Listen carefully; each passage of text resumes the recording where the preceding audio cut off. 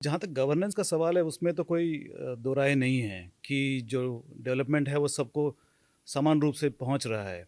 लेकिन उसके साथ-साथ कुछ नेता जैसे अब मेरठ में जो हुआ, उन्होंने किसी ने कह दिया कि सड़क पे नमाज़ जो तो पढ़ेगा ठीक तो उसको। बोला है, ठीक बोला है। सड़क चलने के लिए होती है।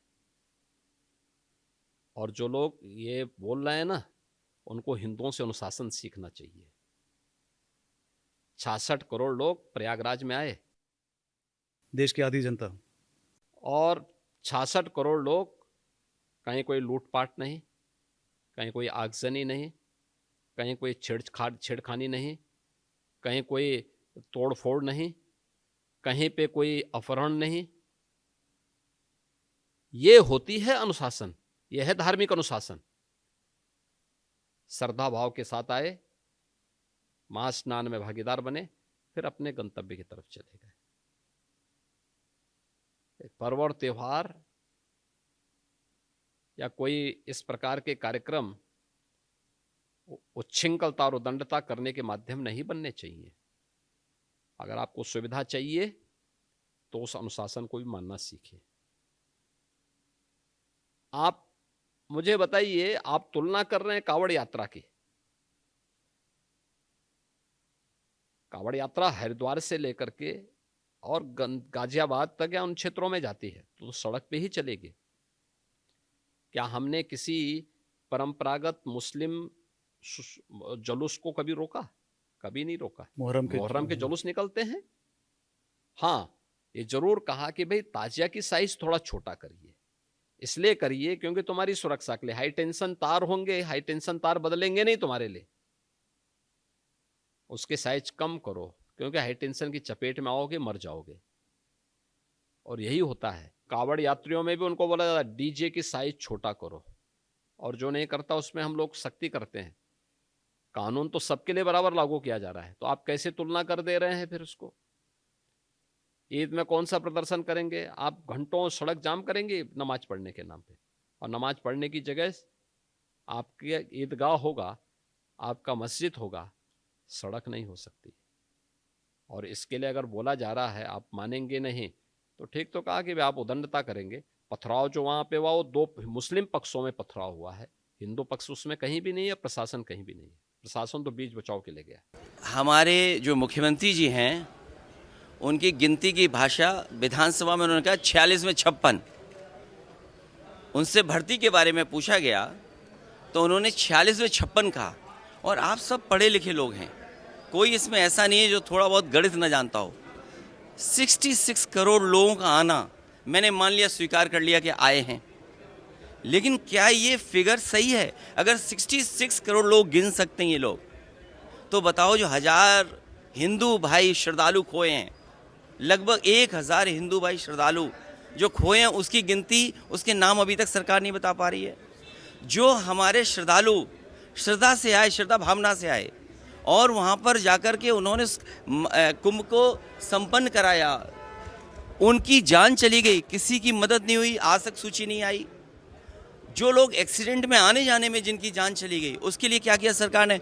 जो हिंदू भाई 1000 खो गए, वो गिनती नहीं बता पा रहे हैं। जो मर गए उनका नाम नहीं बता पा रहे हैं, और 66 करोड़ गिन ली। और तब जब इन्होंने कहा कि डिजिटल कुंभ है, ड्रोन कैमरे हैं, सीसीटीवी है, मैं तो दावा करता हूं, मैं कहता हूं आपसे भी इसमें आप भी सहयोग और मदद करें कि जो सीसीटीवी पे आया होगा भगदड़, क्या सरकार ने जारी किया उसको? और फिर सरकार की जांच में कहा गया कि जो संगम नोज है, त्रिवेणी है, वहाँ पर घटना के समय पर कुछ हजार ही मोबाइल नेटवर्क में आए थे। अगर मैं उन्हीं का स्टेटमेंट कहना मान लूँ तो 50,000 लोग, 1 लाख लोग। सोचिए, जो सरकार 100 करोड़ का इंतजाम कर रही थी, वो 1 लाख लोगों को सुविधा नहीं दे पाई, जिससे भगदड़ जान चली गई। जान जाने वालों का नाम नहीं बता पा रहे हैं। ये सब इसलिए हो रहा है क्योंकि इन्हें बेरोजगारी की फिगर नहीं देना है, इन्हें महंगाई के बारे में चर्चा नहीं करनी है। किसान की आय दोगुनी हो, ये मैंने नहीं कहा, ये बीजेपी ने कहा किसान की आय दोगुनी होगी। इन्होंने मूंगफली नहीं खरीदी, सरसों के तेल वाले को कोई लाभ नहीं पहुंचाया, विदेशी सरसों तेल खा रहे हैं सब लोग। तो ये जो तमाम नाकामी है उसको छिपाने के लिए करें। और आज ही एक सर्वे आया है, सर्वे जो आया है उसमें उत्तर प्रदेश आखिरी है। एक बहुत प्रतिष्ठित मैगजीन ने सर्वे किया है सभी स्टेट्स का, और उसमें सबसे आखिरी में कोई दिखाई दे रहा है तो वो हमारा उत्तर प्रदेश है। और देखिए, इतिहास वही पलटना चाहिए जिस इतिहास से भविष्य बनता हो, वरना इतिहास को इतिहास ही रहने देना चाहिए। और सोचिए, ये एक सड़क पे नवाज की बात नहीं है। मैंने अधिकारी से पूछा, आईपीएस अधिकारी थे, कि ये बताओ, ये मुझे क्यों नहीं जाने दे रहे हो ईद के कार्यक्रम में? उनके पास कोई जवाब नहीं था। मुझे खुद ये कभी परंपरा नहीं रही है कि किसी सरकार के मुख्यमंत्री एक्स चीफ मिनिस्टर को रोका जाए। इन्होंने ईद में नहीं शामिल हों, हम लोगों को रोका गया और इशू बने, क्योंकि इन्हें सूट करता है ये चीज़ कि ये इशू बने। ये जो किट बांटी जा रही है, आप समझ लीजिए, किट इसलिए बांटी जा रही है क्योंकि हिंदू भाई जाग गए हैं, पीडीए परिवार जाग गया। रामजस सुमन जी का घर तोड़ दोगे? हिटलर ने जो ट्रूपर्स बनाए थे, ये वही ट्रूपर्स हैं करणी सेना बीजेपी के, ये बीजेपी के नेता हैं। अगर वीडियो वो देख लो, एक बीजेपी का नेता मुझे क्या गाली दे रहा है, मेरा डीएनए पूछ रहा है। अरे मेरा डीएनए पूछ रहे हो, तुम अपना डीएनए टेस्ट क्यों नहीं कराते हो? अपना डीएनए टेस्ट भी करा लो। और राम भुआन निषाद गांव में जा रहा था, एक सांसद, कोई सुरक्षा नहीं उसको दे रही है सरकार।